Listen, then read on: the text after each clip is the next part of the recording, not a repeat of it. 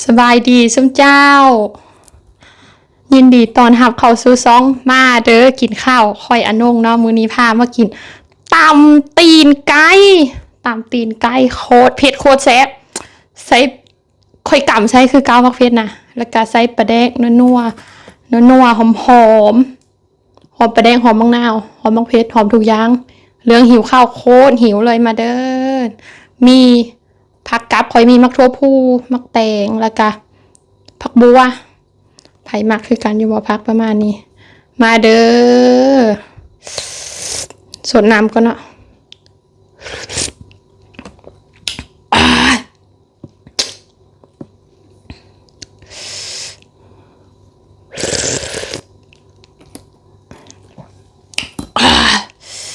มือ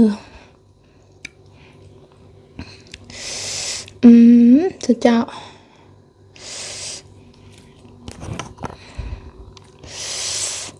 ตีนค่อยแกะเอง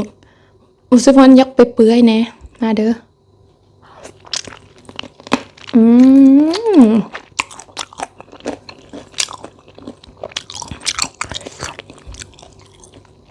ได้ยินเสียง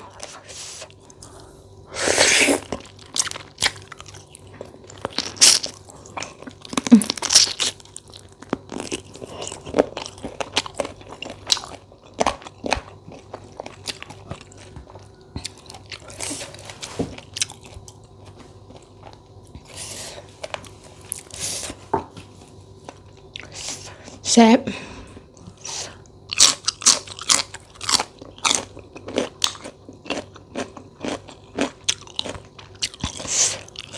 อ้วน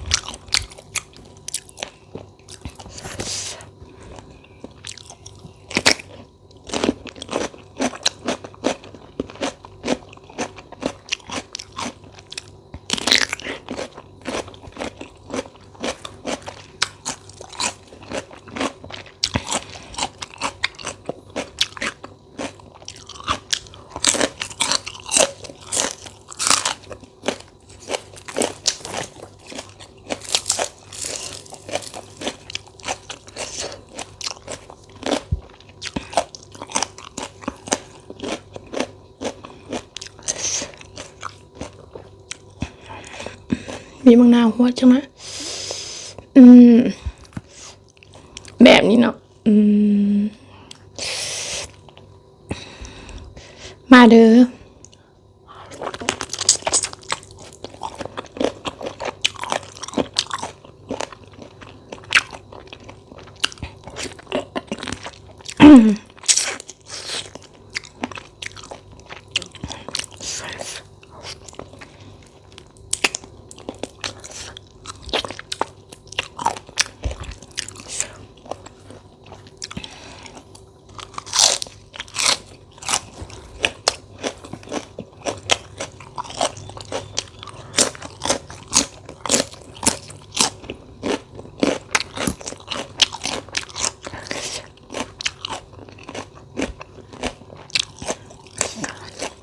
ตัวปูอ่อนๆ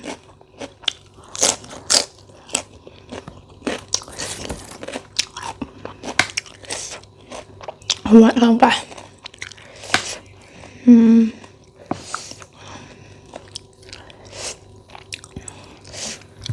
มากตามตีนไก่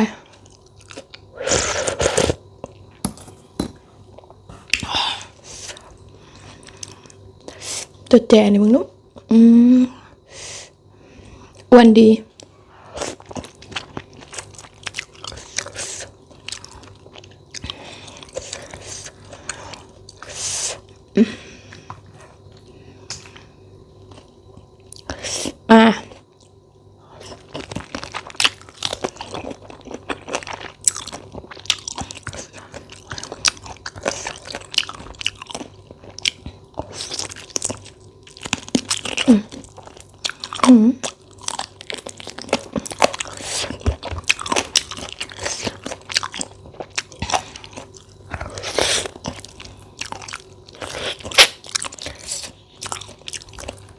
เอ็นมันกึด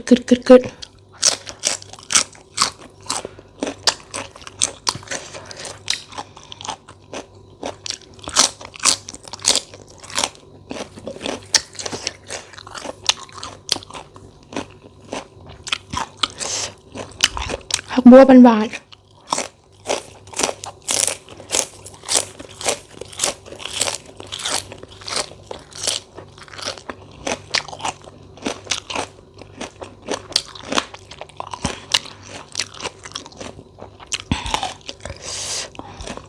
เด้ง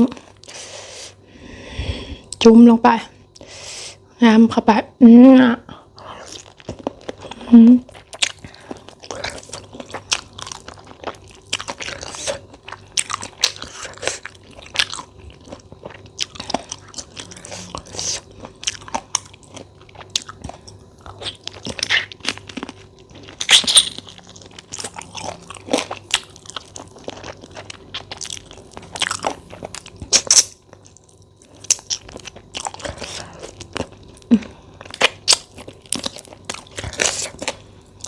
เอาให้หมด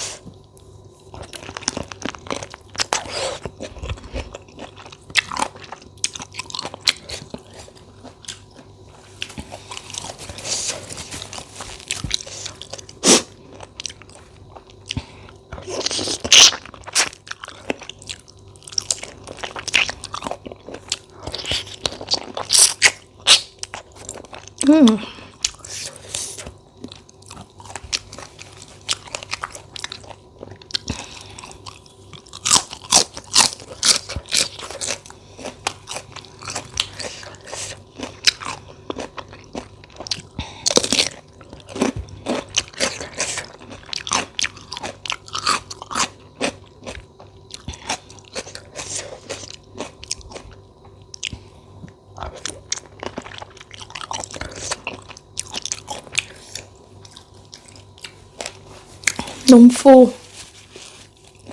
เด้งนุ่ม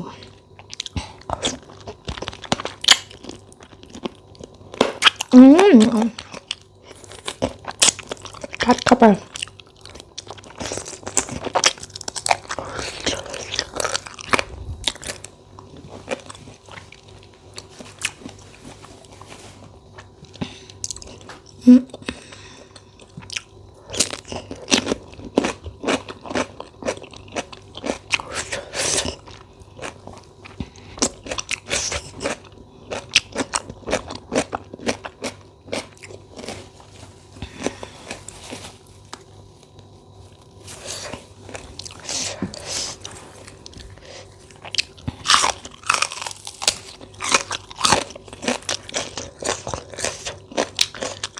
แกโดนเติบไม่ชั่วโมงป่ายบ่จักค่อยแกเอากระดูกออกจากมองป่ายตีนมา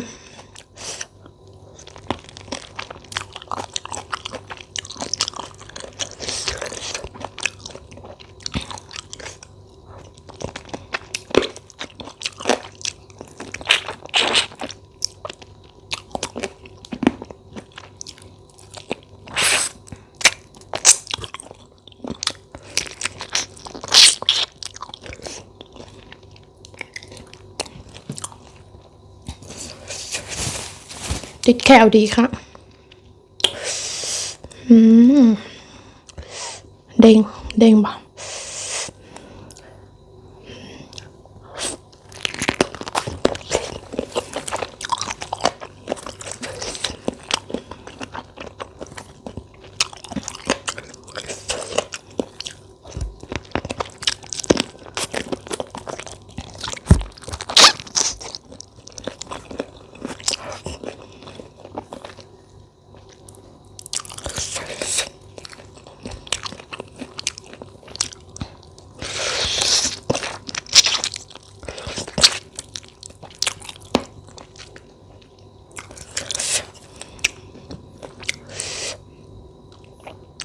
เล่น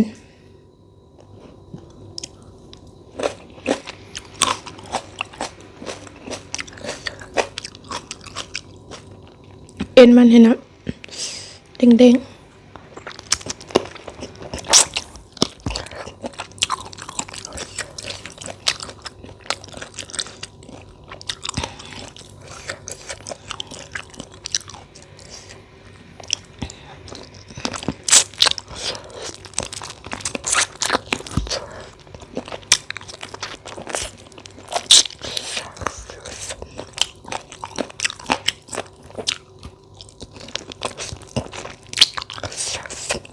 เอาจนร้อนต่อมาเผ็ดละได้บ่เผ็ดจังได๋เบิ่งมักเผ็ดแน่เนาะควรแหละสมควรเผ็ด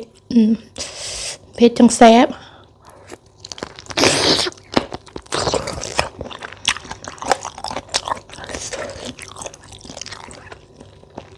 วัน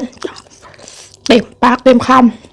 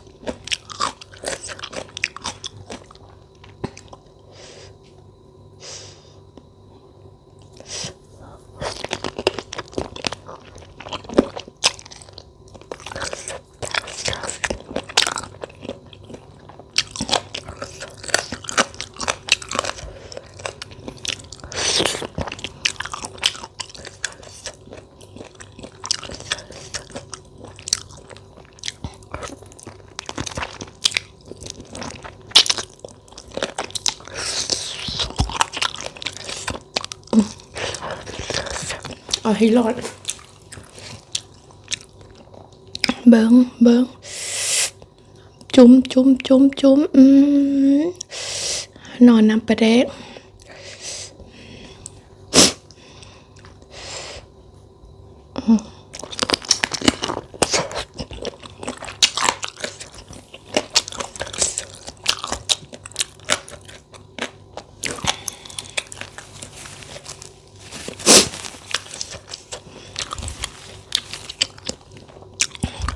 เผ็ดอีกแล้วเผ็ดคุมือ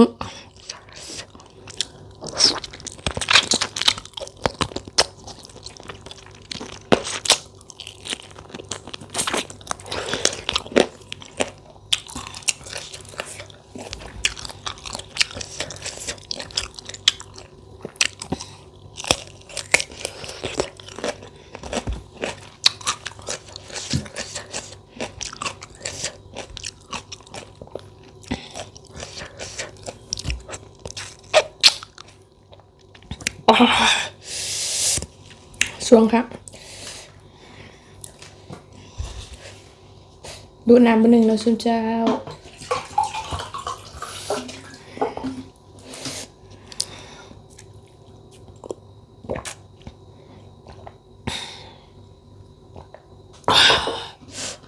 นี่แห้งตีนี้เบิ่งความอ้วนเบิ่งความอ้วนจัดมา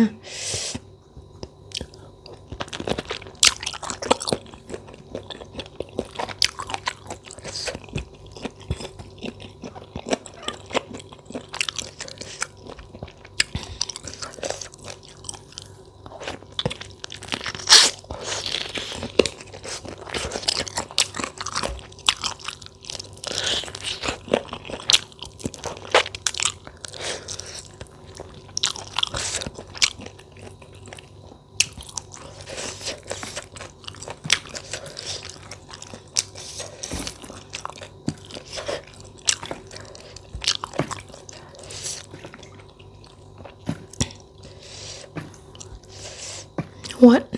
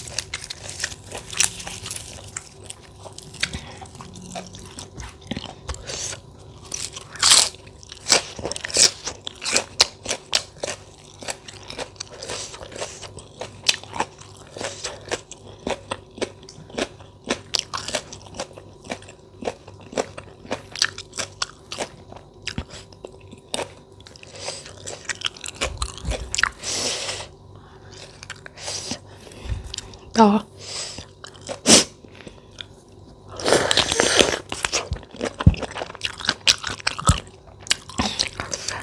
มีแห้งสมใจสมมาอยากกินสมมาเฮ็ดโดด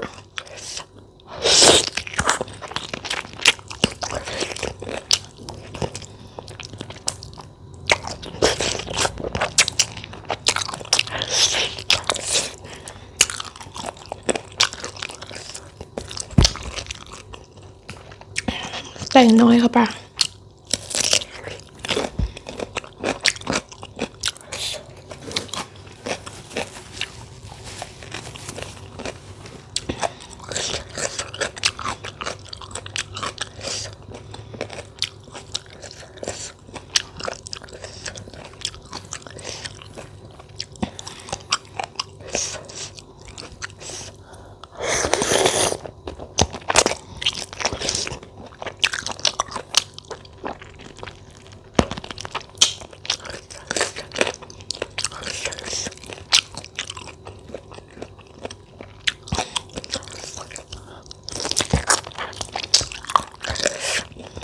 หนังเด้งฟู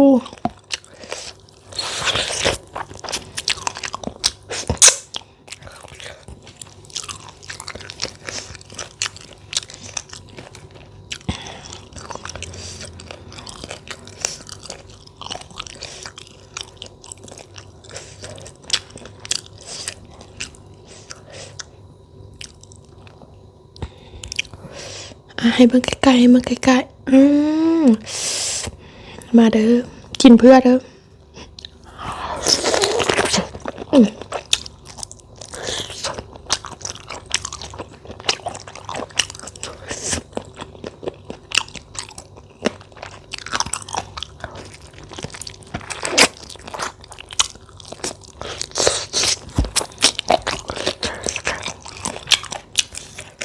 เดี๋ยวจะกระดูก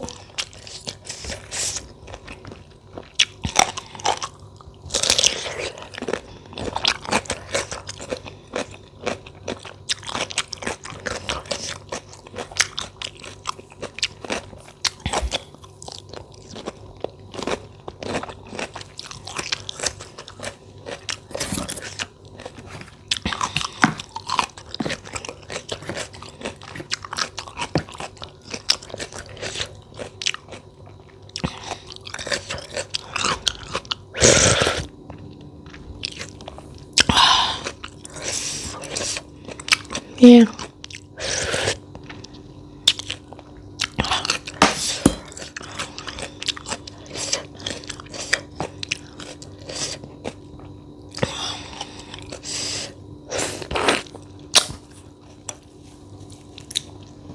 ส้ม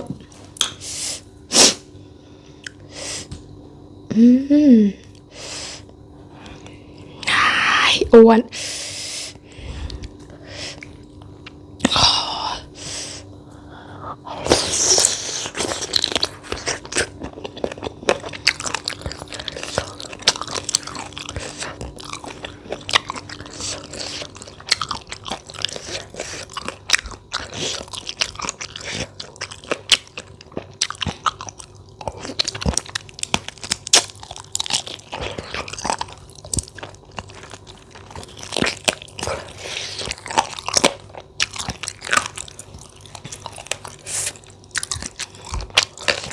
เอ็นมันแห้งแจ๊บ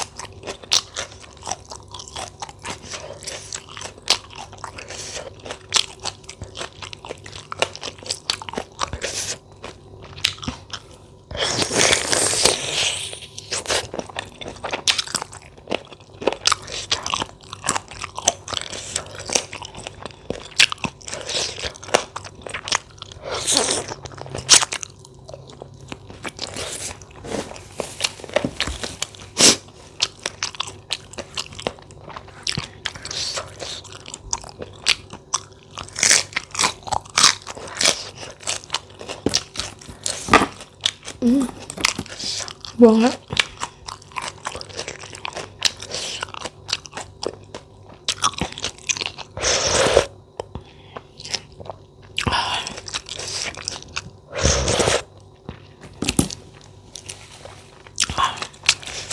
สมเจ้าบ่ไหวเผ็ดแห้งเผ็ดโคตรเผ็ดอุ้ยแม่น้ำตาค่อยไหลแล้วบ่จ้ะ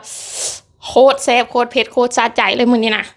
ค่อยบ่ได้ทิ่มดอกค่อยไว้กันคือเก่าหั่นแหละค่อยย้อยแล้วค่อยกลับบ้าจัดตอนนี่เด้อประมาณนี้ล่ะมื้อนี้ขอบใจเด้อทุกคนขอบใจเด้อสมเจ้าที่มาเบิ่งช่อง YouTube น้อยๆของข่อยเด้อมื้อหน้ายังให้ข่อยกินหยังคอมเมนต์บอกหน่อยเด้อไปก่อนเด้อขอบใจหลายๆทุกคนสบายดีบ๊ายบาย